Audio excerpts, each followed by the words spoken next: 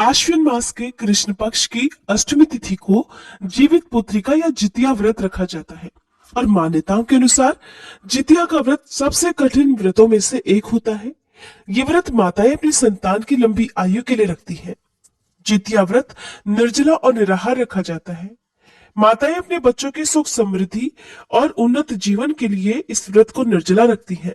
सप्तमी तिथि को नहाए खाए, अष्टमी तिथि को निर्जला उपवास और नवमी तिथि को व्रत पालन करने के बाद ही ये व्रत पूरा हो जाता है। धार्मिक शास्त्रों के अनुसार जितिया व्रत के दौरान बहुत सारे नियमों का पालन करना जरूरी होता है, क्योंकि इस दौरान की गई गलती से आपका व्रत निष्फल भी हो सकता है और किए गए व्रत का कोई पुण्य भी प्राप्त नहीं होता। तो आइए जानते हैं जितिया व्रत के नियम क्या है और इस दिन पूजा कैसे करनी चाहिए। सप्तमी तिथि से लेकर नौमी तिथि तक किन किन नियमों का पालन करना जरूरी होता है। जितिया व्रत से एक दिन पहले नहाय खाए किया जाता है। इस व्रत में महिलाएं छठ पूजा की तरह ही स्नान आदि और पूजा पाठ के बाद भोजन करती हैं। सप्तमी तिथि को केवल एक बार ही शुद्ध सात्विक भोजन किया जाता है। इसके बाद शाम को सूर्यास्त के बाद अन्न और जल का त्याग कर दिया जाता है। फिर अष्टमी तिथि के दिन निर्जला उपवास रखा जाता है। ऐसे में नहाय खाए के दिन भूलकर भी लहसुन प्याज का, मांसाहार का या किसी भी तरह का तामसिक भोजन व्रत के एक दिन पहले बिल्कुल भी नहीं किया जाता है। धार्मिक मान्यता यह है कि ये व्रत एक परंपरा की तरह निभाया जाता है, यानी कि पहले सास इस व्रत को करती है, उसके बाद घर की बहुएं इस व्रत को रखती हैं। यदि आपकी सास है तो जितिया व्रत केवल आपकी सास ही रख सकती है। इस व्रत की जो भी परंपरा है उसका पालन आपकी सास ही कर सकती है, और अगर सास इस व्रत को रखने में सक्षम नहीं है तो उनके बाद आप इस व्रत को प्रारंभ कर सकती हैं। अगर आपने एक बार जितिया का व्रत रखा है तो फिर इसे हर साल रखना चाहिए। इस व्रत को बीच में नहीं छोड़ा जाता है। शास्त्रों के अनुसार जितिया व्रत के दौरान ब्रह्मचर्य का पालन करना भी जरूरी होता है। इसके अलावा इस दिन मन, वचन और कर्म से भी शुद्ध रहना चाहिए। लड़ाई झगड़ा से, कलह क्लेश से दूर रहना चाहिए। किसी प्रकार के अपशब्द कहने से भी ये व्रत खंडित हो जाता है। जितिया व्रत के दिन सुबह उठकर स्नान करके साफ स्वच्छ वस्त्र धारण किए जाते हैं। फिर हाथ में जल या पुष्प लेकर व्रत रखने का संकल्प लिया जाता है। साथ ही प्रदोष काल के समय में गाय के गोबर से पूजा स्थल को लीपकर साफ कर लिया जाता है। इसके बाद वहां पर एक छोटा सा तालाब बनाकर तालाब के पास ही पाकड़ की डाल खड़ी कर दी जाती है। तालाब के पास में ही कुशा से जीमूत वाहन की मूर्ति भी बनाई जाती है। साथ ही कथा के चील और माता सियार की मूर्तियां भी गाय के गोबर से बनाई जाती हैं। सबसे पहले जीमूत वाहन को धूप, दीप, फल और अक्षत अर्पित किए जाते हैं। फिर चील और सियारिन को लाल सिंदूर से टीका लगाया जाता है। इसके बाद हाथ में चावल के दाने या फूल रखकर व्रत की कथा पढ़ी या सुनी जाती है। सबसे अंत में आरती की जाती है।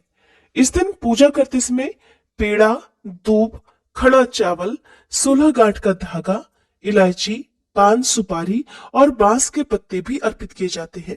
जितिया व्रत के पूजन में सरसों का तेल और खली भी चढ़ाई जाती है, जिसे बुरी नजर दूर करने के लिए अगले दिन बच्चों के सिर पर भी लगाया जाता है।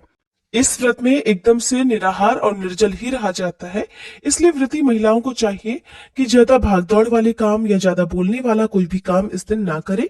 हो सके तो मौन रहकर ही इस दिन आपको सारा काम करना चाहिए। इसके अलावा रात में जितनी देर तक हो सके आपको जागरण करना चाहिए। अगले दिन सूर्य देव को अर्घ देने के बाद ही ये व्रत खोला जाता है और फिर व्रत खोलते समय अन्न और जल आप ग्रहण कर सकते हैं।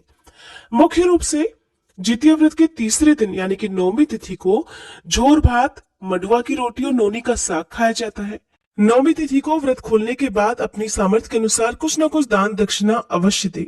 इस तरह से जितिया व्रत सप्तमी तिथि से लेकर नौमी तिथि तक रखा जाता है। 3 दिन तक चलने वाले इस उपवास में महिलाएं जल की एक बूंद भी ग्रहण नहीं करती है। क्योंकि यह व्रत सप्तमी तिथि से प्रारंभ होता है, इसलिए सप्तमी तिथि को भी कुछ बातों का ध्यान रखना बहुत ही जरूरी होता है।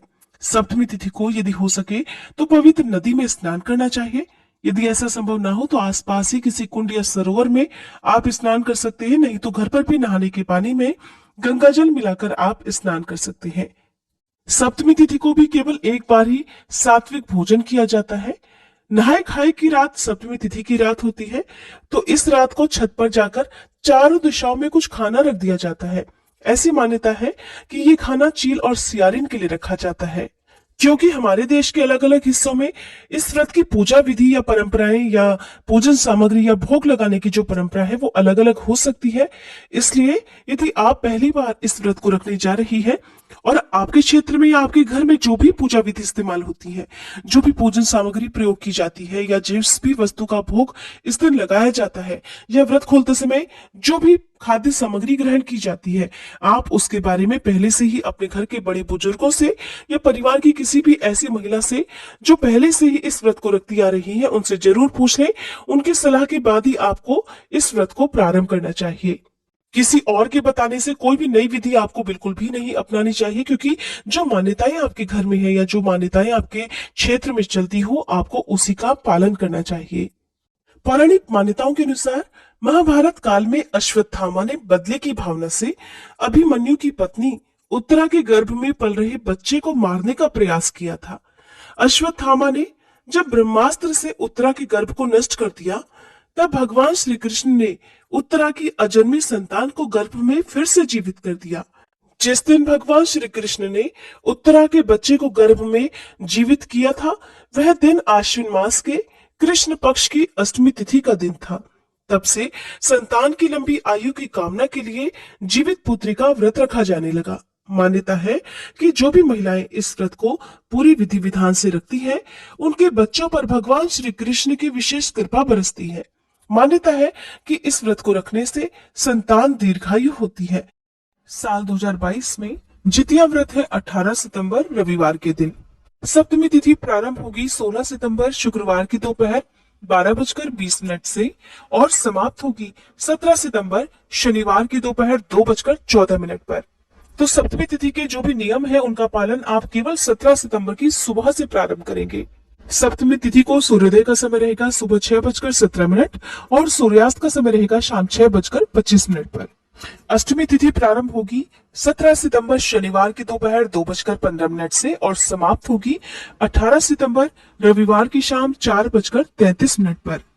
अष्टमी तिथि के दिन सूर्योदय का समय रहेगा सुबह 6:18 और सूर्यास्त का समय रहेगा शाम 6:24 पर और प्रदोष काल का समय रहेगा शाम 5:39 से 7:08 तक। नवमी तिथि प्रारंभ होगी 18 सितंबर रविवार की शाम 4:34 से और समाप्त होगी 19 सितंबर सोमवार की शाम 7:02 पर।